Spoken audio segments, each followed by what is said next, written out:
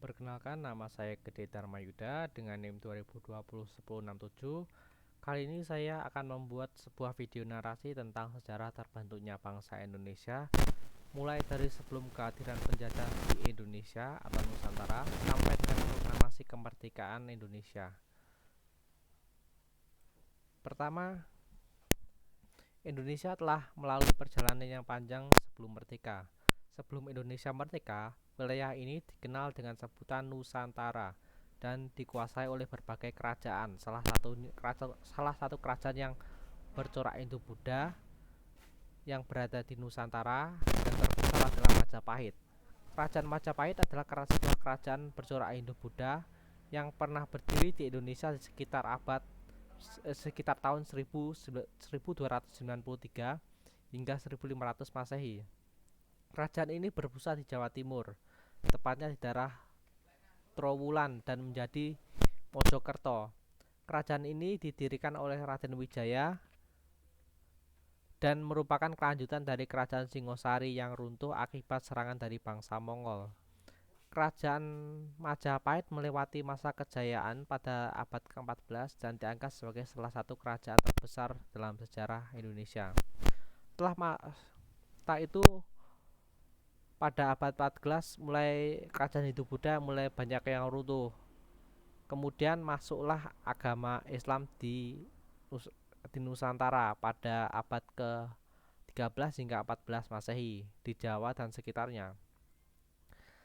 Kerajaan Samudra Pasai adalah kerajaan pertama di Indonesia yang berdiri di Indonesia. Kerajaan ini didirikan oleh Meuraseu pada tahun 1267 Masehi.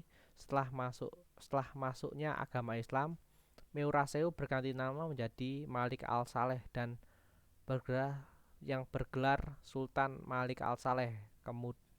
Kemudian pada abad ke-15 bangsa dari Eropa mulai menjamah Nusantara karena sumber daya alam yang melimpah.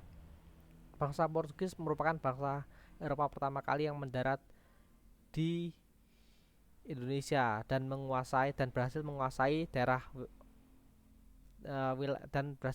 wilayah Malaka, Ternate, dan Madura pada tahun 1909.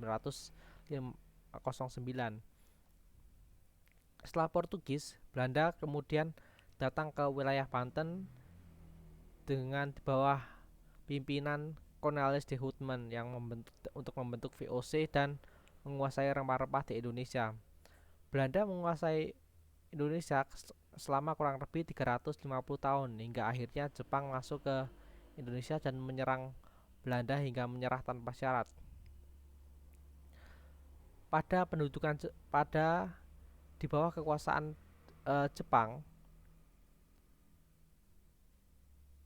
di bawah pendudukan Jepang berjanji untuk memberikan kemerdekaan untuk Indonesia. Jepang pun membentuk sebuah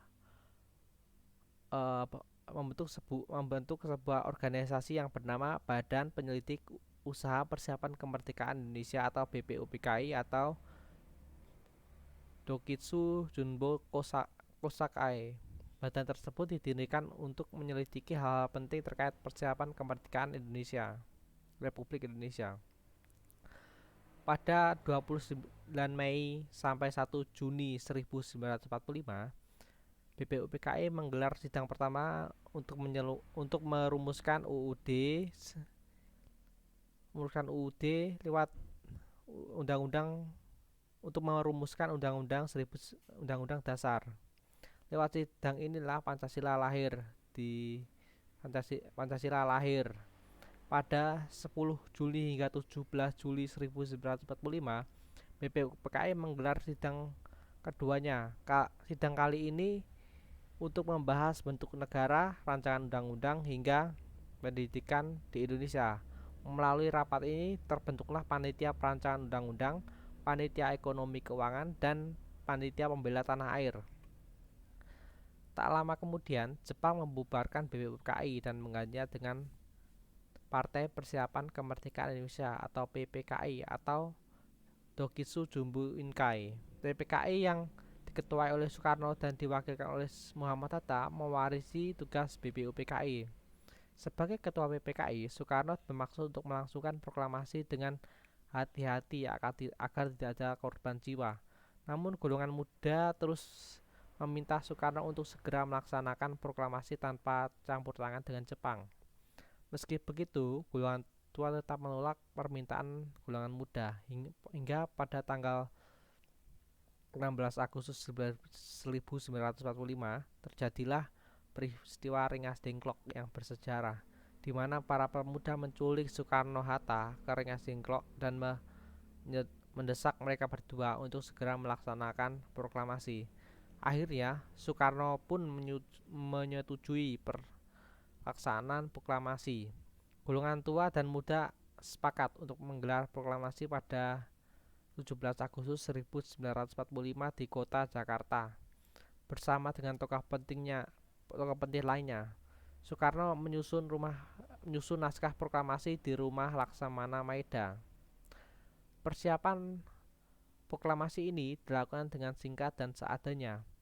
Bendera pusaka dijahit oleh ibu istri Soekarno, yaitu Fatmawati. Tiang bendera diambil dari sebatang bambu yang diberikan tali. Naskah proklamasi diketik oleh Sayuti Melik, kemudian digandakan dan disebarluaskan untuk rakyat.